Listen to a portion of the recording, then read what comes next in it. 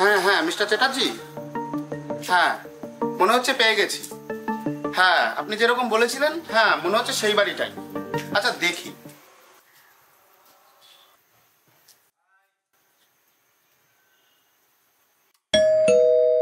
বাড়িতে কেউ আছেন? কে যাই? হ্যাঁ বলুন, কাকে চাই? এটা কি মিস্টার শুভ্র চ্যাটার্জির বাড়ি? হ্যাঁ। নমস্কার, আমার নাম সৌভিক বসু। আমি এখানকার সরকারি হসপিটালের একজন ডাক্তার, নতুন জয়েন করেছি।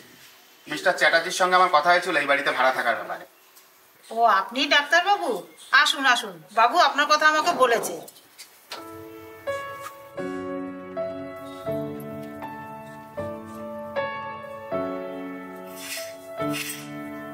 আসুন ডাক্তার বাবু, এই যে আপনার ঘর।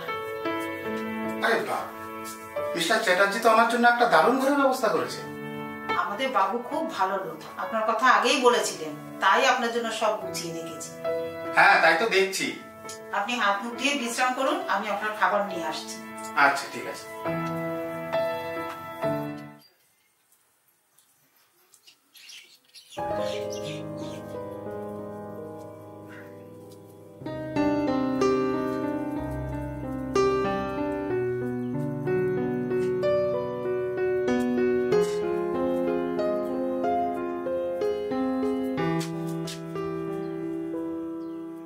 কিরে, তুই আমার পেছন পেছন আসছিস, কিছু বলবি আমাকে? আয় দেখি আমার কাছে আয়, কিছু বলবি আমাকে? ডাক্তার বাবু, আমাকে একটু ওষুধ দেবেন? ওষুধ? কেন, ওষুধ দিয়ে তুই কি করবি? আমার বোনের খুব শরীর খারাপ, ওর জন্য একটু ওষুধ দেবেন? আমি আপনার সব কাজ করে দেবো। কোথায় তোর বোন? আমি তোর বোনকে না দেখে ওষুধ দেবো কিভাবে? ও বাড়িতে আছে, খুব শরীর খারাপ, তাই আসতে পারছে না। আপনি একটু ওষুধ দিন না। আমি ওকে না দেখে ওষুধ দিতে পারবো না রে। ওর কি হয়েছে আমাকে তো আগে সেটা দেখতে হবে। যা হোক কিছু একটা ওষুধ দিন ডাক্তার বাবু, ও খুব কষ্ট পাচ্ছে। তোর বাড়িটা কোথায় বলতো? ওই হসপিটালের শেষে যে মাঠটা আছে তার শেষে। ও, ওই মাঠের শেষে তোদের বাড়ি?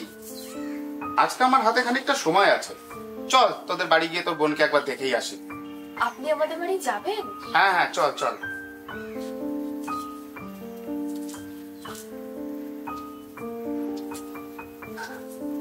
কি হয়েছে রে মানা তোর? ডাক্তার বাবু বসুন। দেখি কি হয়েছে।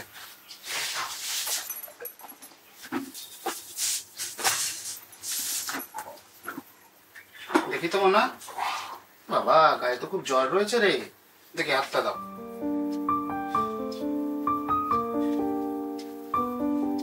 দেখি তো একটু জোরে জোরে শ্বাস নে তো। খুব ঠান্ডা লেগে গেছে বুঝলি, তবে ভয় পাওয়ার কিছু নেই। শোন, এই যে আমি কয়েকটা ওষুধ দিচ্ছি, নে ধর।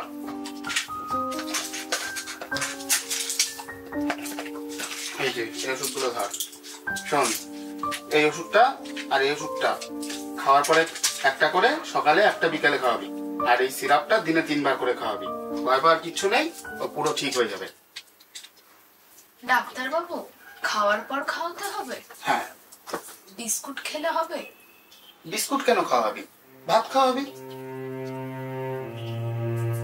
ভাত? হ্যাঁ ভাত খাওয়াবি। কেন, কি হয়েছে? আসলে ঘরে চাল নেই কালকের থেকে, বোনের শরীর খারাপ তো সেই জন্য কাজে যেতে পারিনি। ও বুঝেছি, ঠিক আছে দাঁড়া।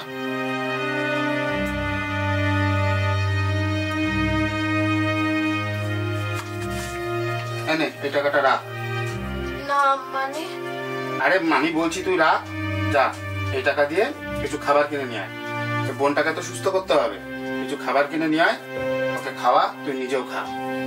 তারপরে ও কেমন থাকে আমাকে আগামীকাল জানাবি, ঠিক আছে? আমি তাহলে এখন আসি। ওষুধগুলো ঠিক টাইমে খাওয়াস কিন্তু।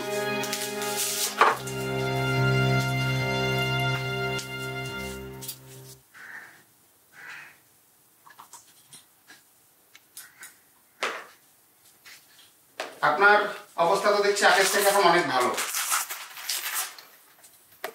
ঠিক আছে, আমি আরো কয়েকটা ওষুধ লিখে দিচ্ছি, আপনি ওষুধগুলো খেতে থাকুন, আর 1 সপ্তাহ পরে আমার সঙ্গে দেখা করবেন।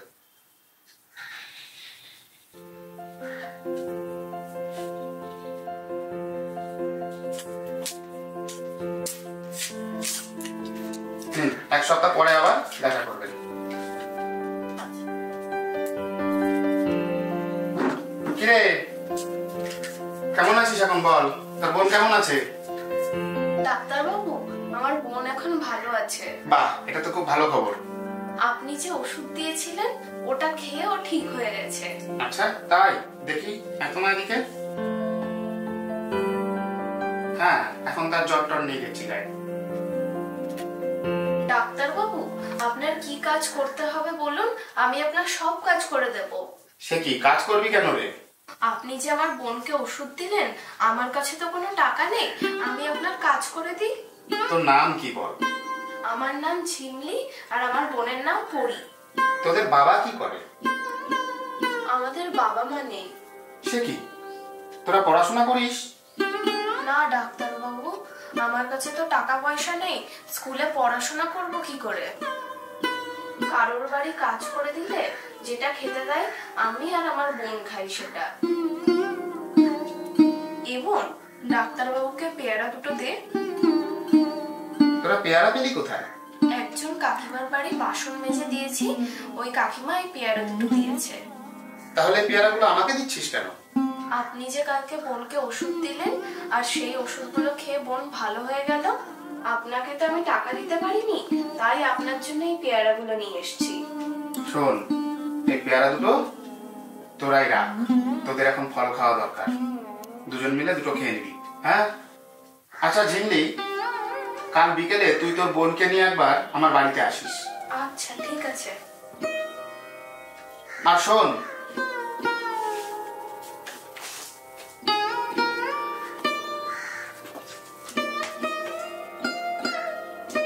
এই টাকাটা রাখ। না না ডাক্তারবাবু, আমার টাকা লাগবে না। আমি যা বলছি শোন, টাকাটা রাখ, আজকে বিকেলে কিছু খাবার কিনে নিবি, আর কালকে বিকেলে অবশ্যই তোর বোনকে নিয়ে আমার কাছে অবশ্যই আসবি। আচ্ছা ঠিক আছে।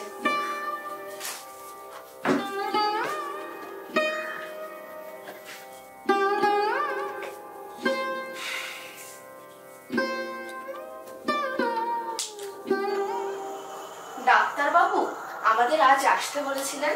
ও, তোরা এসছিস? আচ্ছা আচ্ছা, এখানে বস। তোদের জন্য না আমি কিছু জিনিস নিয়ে এসেছি, দাঁড়া।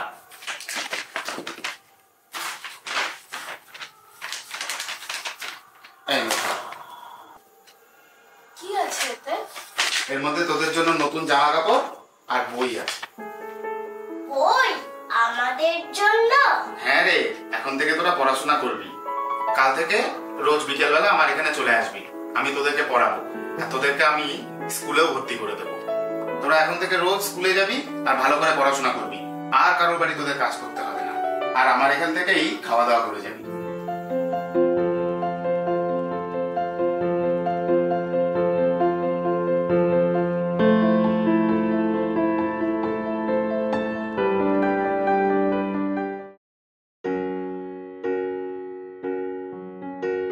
আসলে ঘরে চাল নেই কালকার থেকে, বোনের শরীর খারাপ তো সেই জন্য কাজে যেতে পারিনি।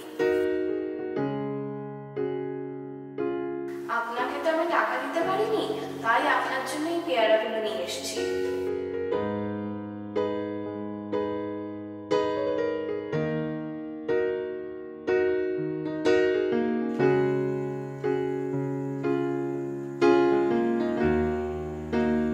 হ্যালো, উকিল বাবু বলছেন? হ্যাঁ, আমি ডক্টর সৌভিক বসু বলছি। আমার একটা কাজ করে দিতে হবে, বুঝলেন?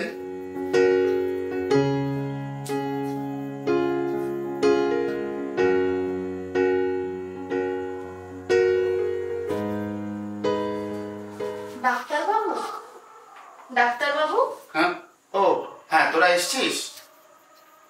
আপনি কি পড়ছেন এত মন দিয়ে? আমি কি এটা? এটা এটা আমার ট্রান্সফার অর্ডার। সেটা কি? সেটা তোরা বুঝবি না রে, একটা সমস্যা হয়ে গেছে।